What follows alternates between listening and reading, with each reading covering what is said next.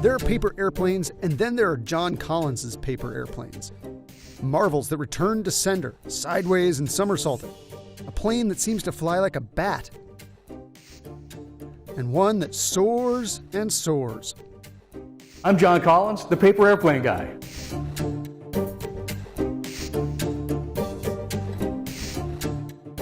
For decades, Collins has been perfecting the art and science of the paper airplane.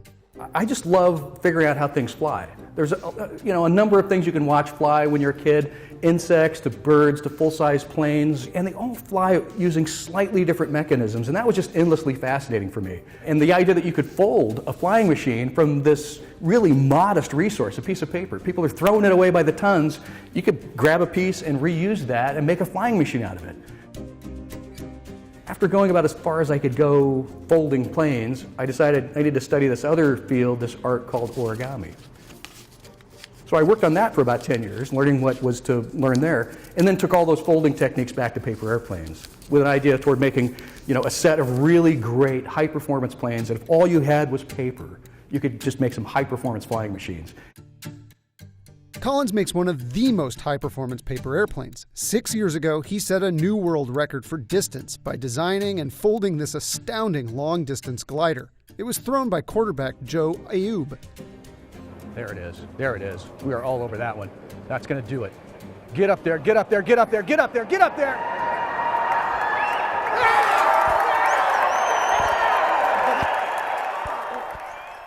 So we broke the distance record. The old record was 207 feet, 4 inches, and we threw 226 feet, 10 inches. We were the first glider to break that 200-foot barrier, to break out and set a distance record. It had all been done with ballistic darts, wings about this wide. Our plane has really wide wings. The old style, you'd throw it at a 45-degree angle and it would just crash into the finish line, just a parabolic arc. My plane takes 9 seconds to do that. And so it's a real difference in approach. If you watch the world record throw, it gets launched level, climbs on its own, and then really flares and flies for that last third. So it's a real flying machine as opposed to the ballistic dart that could just roll any direction and just kind of crash. Collins stopped by the Wired studio to fly the distance glider and some of the other planes in his new book, The World Record Paper Airplane, and to demonstrate how a humble piece of paper can become any number of thrilling toys in minutes. People always think I have top secret paper here. So all my planes are designed with just regular old 8.5 by 11, 20-pound paper in mind. The basics are the basics. Accurate folding, line up the edges correctly, be really precise about what you're doing. And then overall symmetry is super important. This is going to be the world record plane. It's named after my wife. It's named Suzanne. It starts out with a couple of diagonal folds. A short side of the paper up. We're going to take the top of the page and put it against the side of the page. We're going to make 2 diagonal folds here. So let's practice on the other side, shall we? I'm going to move this corner over, line up the top corner, and then swing this guy into position. And as a double check, I can see where my other diagonal is ending and sweep down that way. Now I've got nice tight corners everywhere, nice sharp creases. We're going to take the right-hand edge just from the creased corner down to where this crease meets the edge of the page, and we're going to lay it against the diagonal fold. We're going to take this creased corner and bring it just to the end of this crease right here. Fold the top down, and now you'll see those diagonal folds on the other side. What you want to do is line up the diagonal folds, the top layer of the diagonal with the very bottom layer of the diagonal on both sides, and that's how you know you're hitting the center of the X dead center. So let's follow the crease on both sides. What I find to be the easiest way to do it is to follow the creases on this side, but if you can see them clearly on the other side and that works for you, go ahead and use it, flipped over.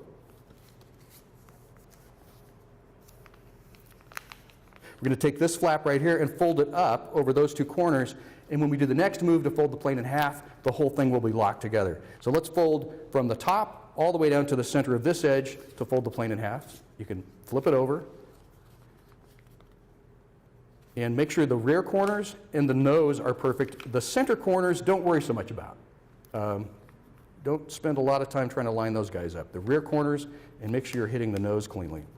Now, here's the pro way to do it. Makes your wings a little bit wider, makes the plane a more efficient glider.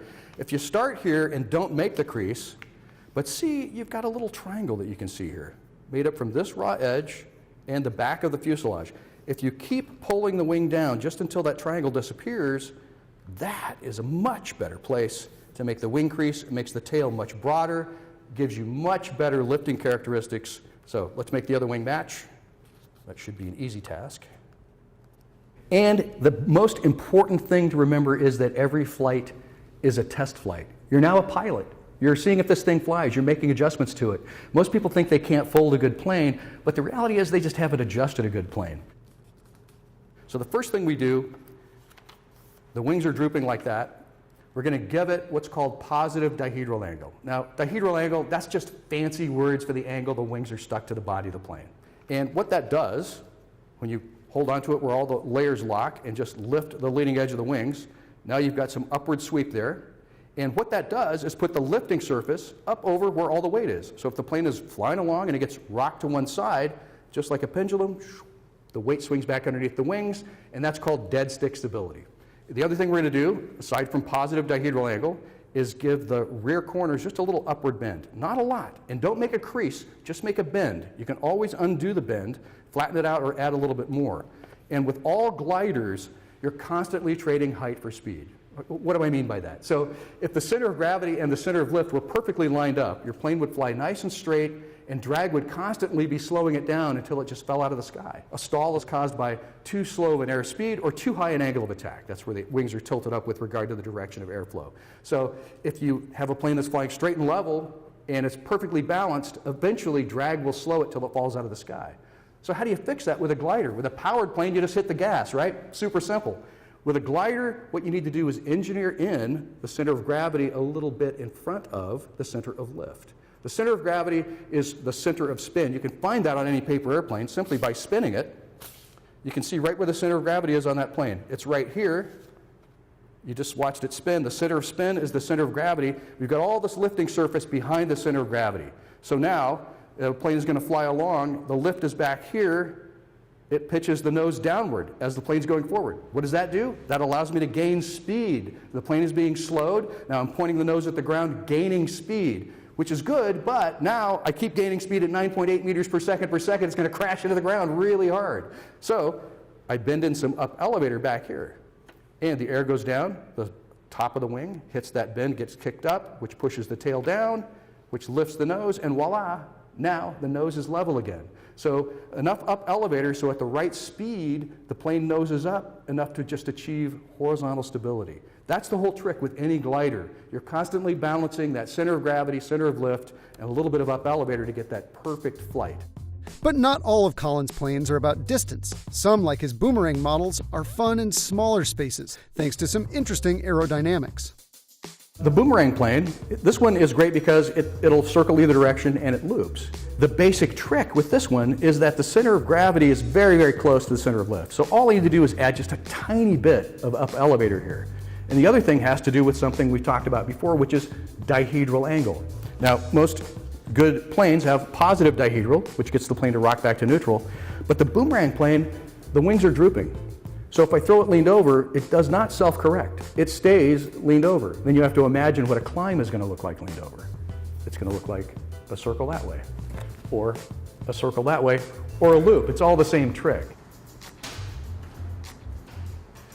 And then boomerang 2. So this plane is made to fly out, flip over, and fly back upside down. It accomplishes that because it's really a failure of a paper airplane. I was trying to do landing gears on the Boomerang 1, and that's these guys here, and that puts too many layers toward the rear. So this is extremely tail heavy, and it does that crazy tip stall out there. So flying out, positive dihedral on the way out. After the stall, positive dihedral angle on the way back. And then it's, toying again with all the adjusting. I'm bending the leading edge down a little bit, so when it's upside down, I'm getting a little scoop up to help the nose come back. And then I've got a little bit of up elevator here to help magnify that crazy tip stall out there. So it's this dance between what you do at the front and the back to get it to fly perfectly both ways. This is a really fun plane called the Bat plane. It was actually a design mistake. It's not what I was going to make, but it ended up doing something really weird when I threw it for the first time. The wings sort of oscillate when you throw it. So what's actually happening is the plane is going through a rapid series of stalls. It's a little bit tail heavy, and I've got too much up elevator here. So it flies and stalls, and as the body is flexible, the wings flex upward, at the top of the stall, no more pressure, the wings relax, and then it flies and stalls. Boy, I wish I could tell you the secret sauce to coming up with a new great paper airplane. And I have a couple of approaches, and sometimes they overlap and sometimes they don't. Sometimes it's a design approach, like I want to do a plane that has landing gear, or I want to do a plane that has a tunnel in the nose, or one that has a small wing in front. And so you bring sort of the origami skills to bear on that. And so you have to put in the time. And that's what I would say, to learn and compete with a plane, even as simple as this, you do have to put the time in to get to know the material and figure out how it works. Obviously, when it does exactly what you want, it's really kind of a cool feeling that you've made this really great flying machine out of just minimal materials. And it really doesn't matter if you don't get it back in some cases. It's the joy of that flight. Yeah, I'm a kid at heart. I am a 4-year-old or 5-year-old once again watching their plane just fly out of sight and having a moment. It's pretty fun.